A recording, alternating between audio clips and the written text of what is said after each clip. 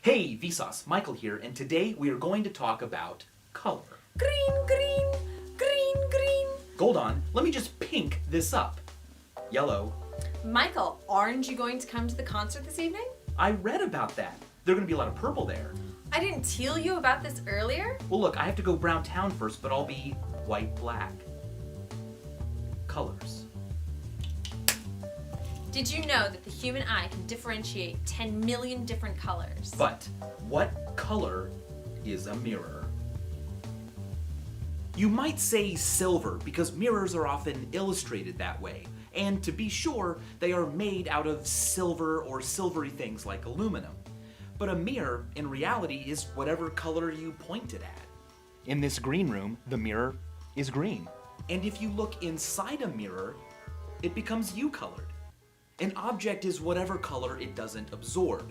These sticky notes are orange because when hit with typical white light, they absorb every other wavelength of visible light except for orange, which they diffuse into your eyeballs. But a perfect mirror reflects all colors equally. So in a way, you could say that a mirror is white. Except a mirror doesn't reflect colors in the same way that pigment does. A mirror reflects incoming light in a single outgoing direction. Specular reflection, not diffuse. This kind of reflection creates an image of the very thing in front of the mirror. So as bad astronomy jokes, a mirror is more of a smart white. But wait a second. That is a perfect mirror, and we live in the real world where there are no perfect mirrors. Every mirror absorbs a little bit of light. Not enough that it matters, looks pretty clear to me, but when you take a look at the spectrum of light reflected by a typical mirror, you will find that it best reflects light within the 510 nanometer range, which we perceive as green light. So technically, a mirror is a tiny, tiny, tiny bit green. You may have noticed this yourself when investigating a mirror tunnel.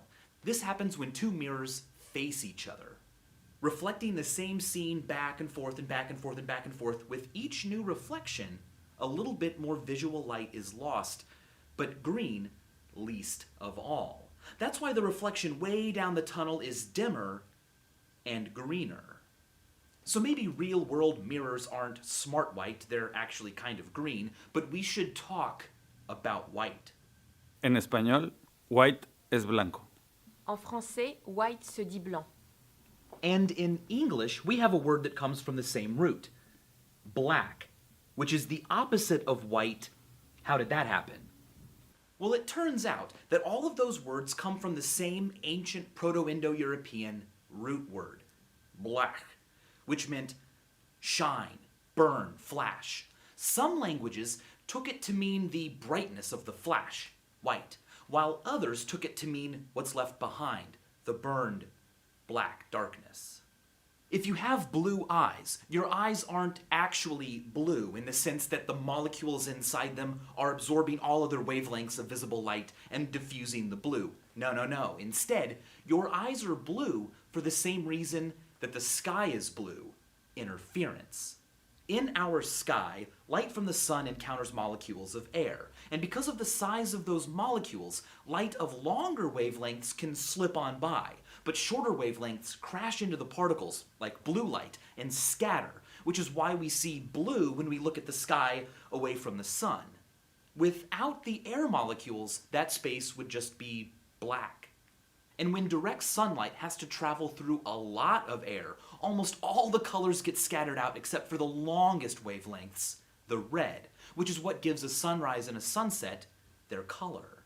The iris of your eyeball contains a hazy layer where light can be scattered just like the sky.